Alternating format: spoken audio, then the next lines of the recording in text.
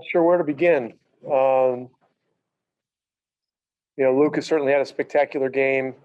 Dorian Finney-Smith had a great defensive performance. We basically mirrored his minutes with Tatum, and Tatum had 25 points, but it took 24 shots for him to get those. So Dorian got the defensive belt tonight. There were so many events in this game. It's hard to break it all down in one sort of short dissertation, but bottom line is that it's a very good win. Anytime you beat Boston twice in 1 year, it's a pretty good thing. Means you're playing some good basketball. And I thought when things got a little hairy down the stretch, the great thing that we did was keep our poise, and we're able to get fouled, make free throws, get a key basket when we needed, and we're able to hold them off. We did make some mistakes. We'll learn from those. We'll look at them tomorrow. But good win. Yeah, Rick, not to dwell on the mistakes, but do you think, I know Boston went smaller. Do you think the turnovers in the fourth were more their aggression or a little sloppiness on your guys' part? It was both. There were a couple where we just weren't in the right place. And those are execution things. When a team is down and, they're up, they're aggressive, and they're trying to get you in a frenzied state, that's where you got to really take a deep breath, make sure, you get your right positions on, press offense, things like that. Most cases we did fine with that. There were one or two where we didn't handle it well, and it turned into a turnover or two, and that got the game closer than it should have been. But look, I like the way we held it together and got the win, and that's the important thing. All right, Cauley? Hey, Rick, I'm curious, what was, I guess, the thought process or the strategy behind KP's role in the fourth quarter? I think he only played about 2 minutes.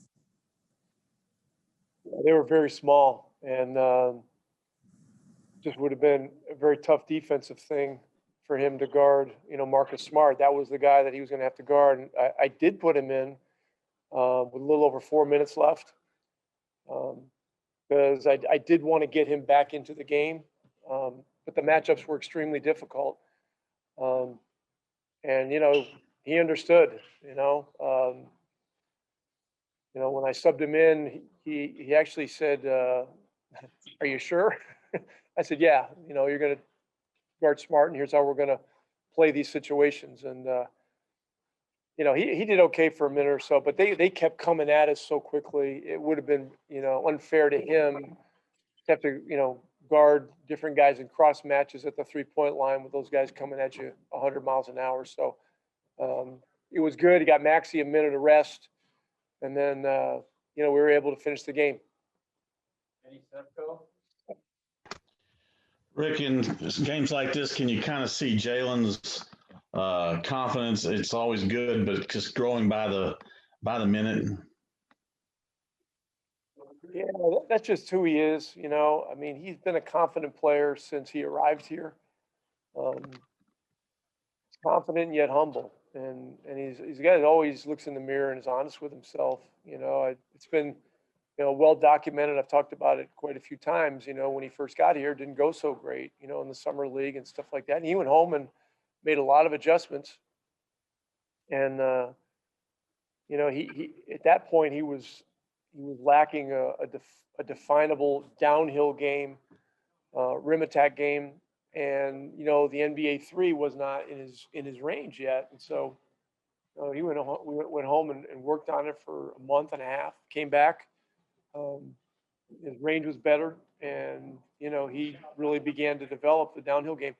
His rim attacks this year have been a real key to any success that we've had. And tonight, it's so important to have a guy like him that is in his third year in the NBA, but has a lot of experience in big college games and high pressure games, one and done type games. And so he just has a real calm a real calmness to him, and hit a couple of big free throws down the stretch. Actually, I think he had 4 down the stretch, and he made big plays going to the basket, and he got some rebounds for us.